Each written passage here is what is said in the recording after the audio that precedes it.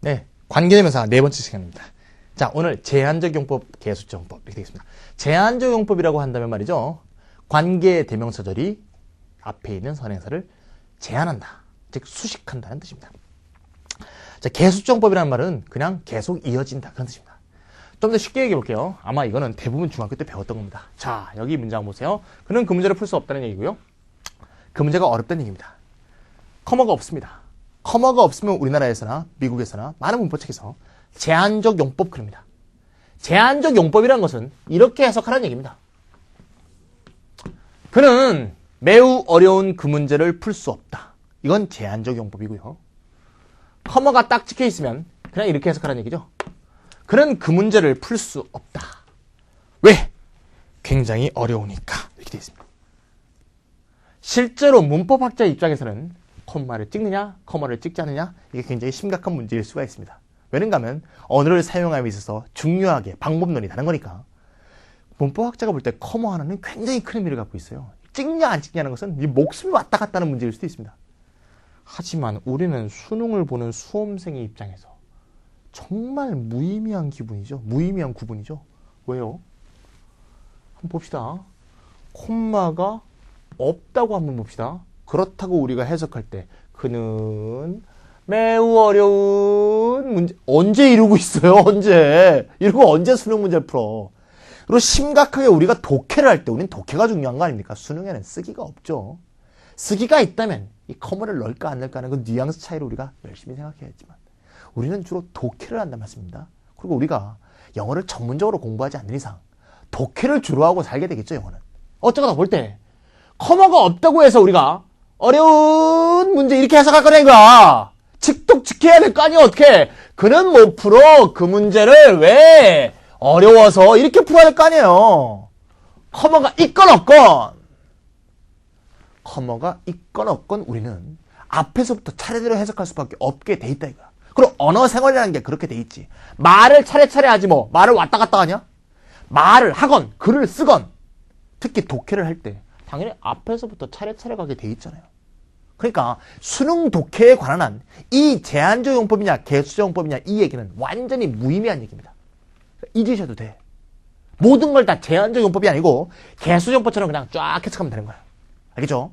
수능적으로는 좀 무의미한 구분이라는 것을 먼저 말씀드리고 들어가겠습니다. 그러면 이걸 왜 자꾸 구분하느냐?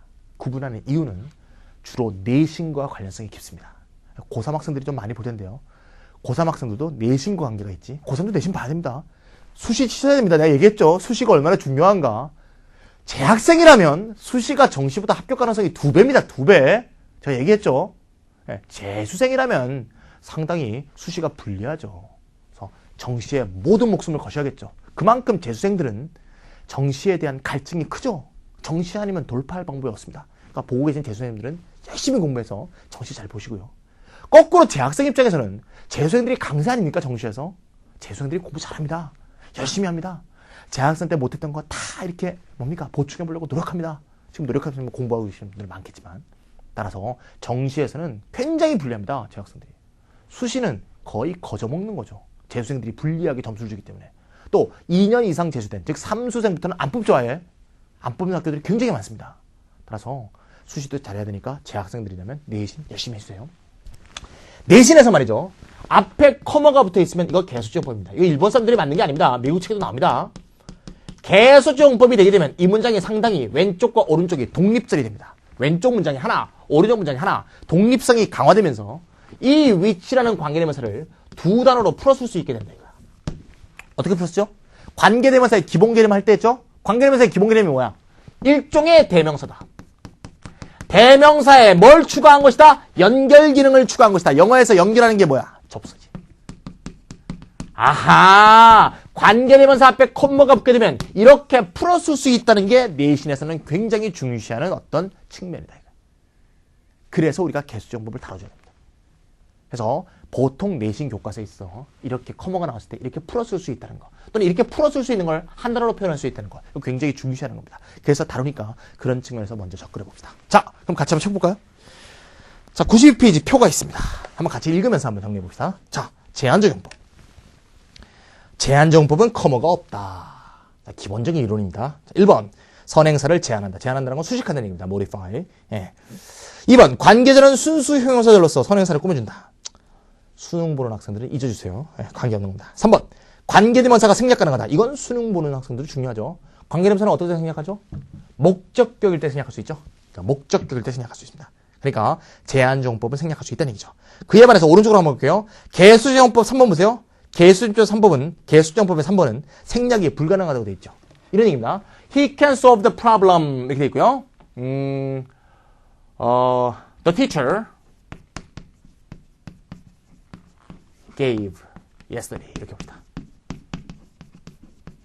그렇다면 problem 뒤에 which가 있겠죠. which는 gave의 목적격으로 쓰였죠. 자, 그럼 목적격 확인해봅니다.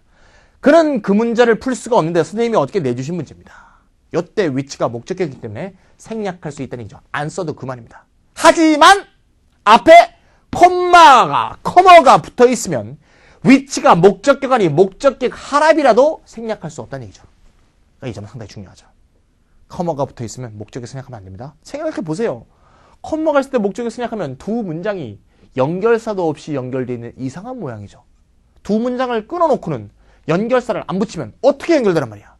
그러니까 요 커머가 생략 문제에서는 있냐 없냐가 큰 의미를 갖는다. 요 점은 꼭 기억하세요. 예.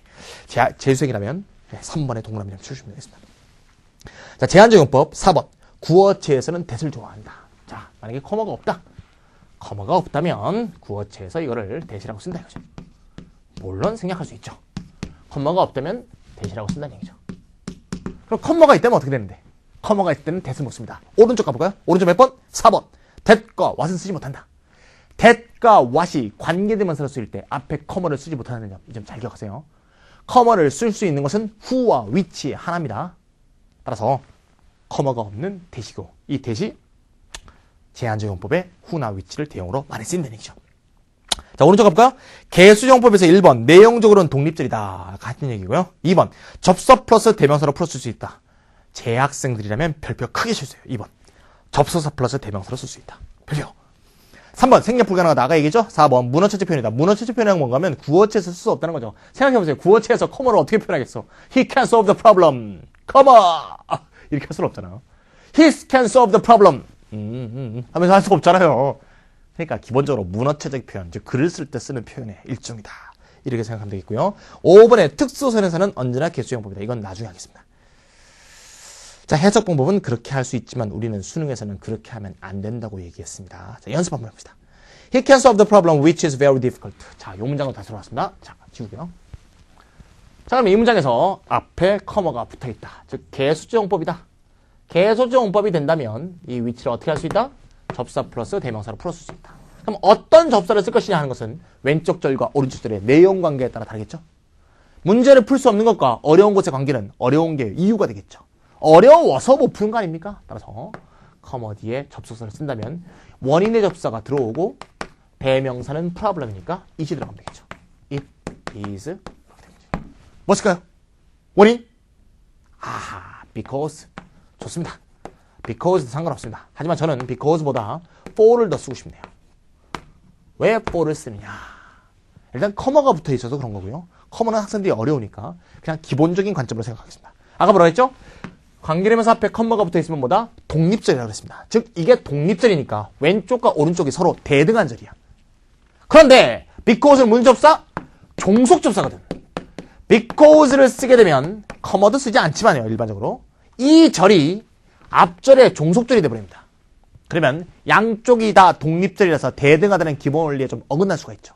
따라서 어법적으로 좀 더 깊숙이 들어가면 이렇게 for와 같은 대등 접사를 사용함으로써 왼쪽 절과 오른쪽 절이 서로 대등하게 구성되어 있는 독립절이라는 걸 표현해 주는 게 좋습니다. 따라서 많은 문법책에서 개수형법을 접사로 고칠 때 because 쓰지 않고 for를 쓰는 이유가 그런 것에 있다 이거야. 조금 어려운 얘기지만 그런 것도 알고 계시면 새로운 재미가 들 겁니다.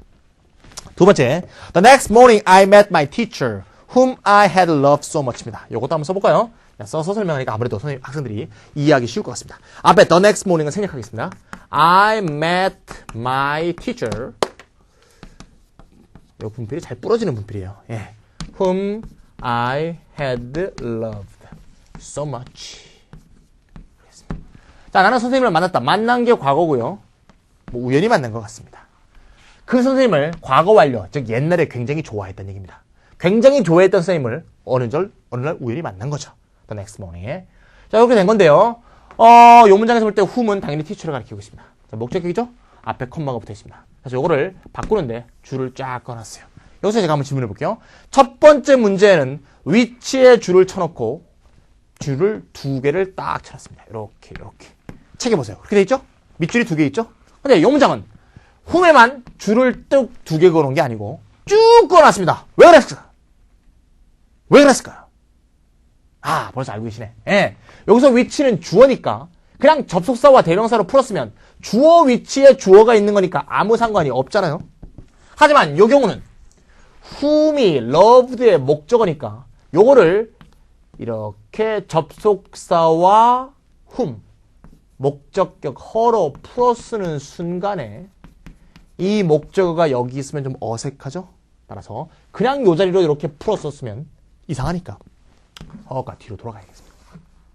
좀 문장을 다시 써야 된다는 얘기죠. 그래서 밑줄을 길게 그어놨습니다. 아시겠죠? And her I had loved 이렇게 써도 되지만 이렇게 쓰기보다는 and I had loved her 합니다. 제 수업 듣는 학생 중에서 자기가 여자면 허 쓰지 마세요. 허 써도 되겠지만 힘이라고 쓰는 게 일반적으로 좀 괜찮다고 볼 수 있겠습니다. 무슨 말인지 알겠죠? 예. 자, 세 번째. The book which was difficult then is easy now. 그 책은 과거에는 어려웠는데 지금은 굉장히 쉽답니다. 과거에는 어려웠다, 지금은 쉽다. 둘이 역접관계죠? 역접관계니까 당연히 but이 들어가야 된다. 그래서 but it 이렇게 하겠죠? 자, but it이라고 쓰는 학생들은 틀렸습니다. 죄송합니다. 일부러 그렇게 얘기했습니다. 선생님이 아까 독립절이라고 그래놓고 대등절이라고 그래놓고 왜 but it이 틀리다는 얘기예요? 잘 보세요. which 문장이 대등하게 구성되어 있지 않죠? which절이 the book is easy now란 절 중간에 숨어 들어가지 않았습니까? 이렇게 어떤 절이 다른 절 중간으로 끼어 들어가면 일종의 insertion, 삽입이죠.